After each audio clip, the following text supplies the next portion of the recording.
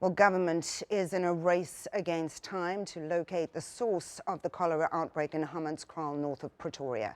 13 adults and 2 children have died and hundreds of people have been hospitalized. Angry residents in the area have been asking for safe and reliable water for years, and their pleas for this very basic human right have so far fallen on deaf ears. Now, the Hammanskraal Lawyers Association is planning a class action lawsuit on behalf of the community. It will be against the city of Tshwane and the provincial health department, and they're currently gathering signatures and engaging with residents. Years and years we are promised this problem shall be solved, this problem shall be solved.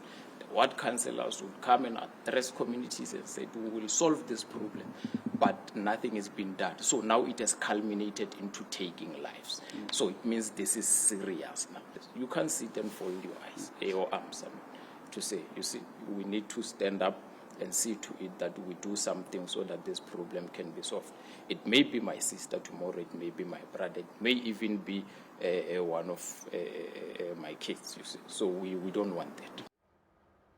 Nursing union Denosa has meanwhile also called on government to urgently send more nurses to hospitals in Hammanskraal to deal with the outbreak. The union says its members are overwhelmed by the number of cases. So we know the water problems in Hammanskraal are certainly nothing new. In 2021, the South African Human Rights Commission reported residents in the area have been dealing with contaminated water for the past 16 years. It is caused by aging infrastructure at the water waste plants, and it'll cost billions to fix. Now, fast forward to 2023, and we're dealing with a fresh cholera outbreak in the area, which has turned deadly. Today, the health department hosted a webinar where it called on hospital staff to remain on high alert in order to stop the spread. Don't wait for lab confirmation. Treat any diarrhea as cholera outbreak from now until proven otherwise. Don't wait whether suspect, just notify non-suspect. So therefore, as Juno said, first step towards clear intervention is to suspect first.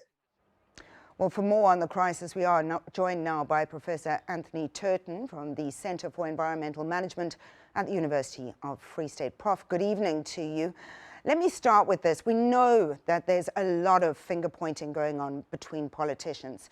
While they try and assign blame about who started this, where, to who's accountable, how at risk are the Hammanskraal community and other communities right now? Yes, good evening to you. And let us start off by expressing my sympathy towards those people who have lost their loved ones. Let's never lose sight of the fact that amongst all the finger pointing and the desire to hold someone accountable, people are losing their lives. And this is a real, genuine human tragedy. So that's what it's all about.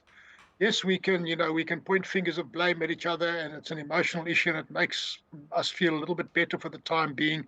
But the simple reality is that our infrastructure is collapsing throughout the country. The Hammanskraal is a bad case, but it's one of many. There are many other places that are not very different to Hammanskraal. So this is a national crisis, and I think what we need to do now is put our heads together about, to try and solve this crisis. The time for accountability and those who wish to hold people accountable is separate from the technical issue. Those actions must take place, but I think my focus will continue to be on the trying to find the technical solution to these problems. You talk about a national crisis. When we look at the state of water infrastructure at the moment, how much do you think that would cost to fix? The last estimate that I'm aware of was that it cost us in the order of 1 trillion rand just to fix what is broken in the water sector. 1 trillion rand. And the tragedy is that while everyone is fixated on the Eskom crisis, most people tend to just forget about the water crisis. And most journalists that I deal with tend to ask us a common question. They say, is water the next crisis? We are deep, deep in the water crisis. We have been for a period of time. The latest green drop report and blue drop report that is reinstated by Minister Mchunu fairly recently has indicated that over 90% of our wastewater works are dysfunctional. We are discharging 5 billion litres of sewage every single day into our rivers. 5 billion litres. And we're only treating about 15% of that to a reasonable enough standard to go back into our rivers. And that's the source of our drinking water.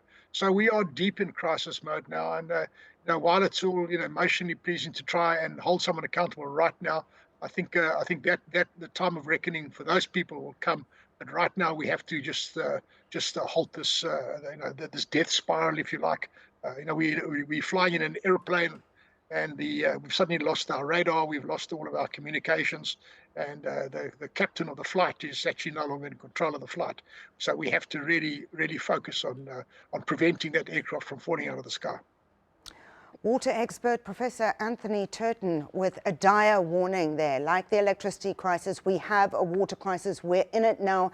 As he says, 5 billion litres of sewage discharged into South Africa's rivers every day. He says only 15% of that is treated.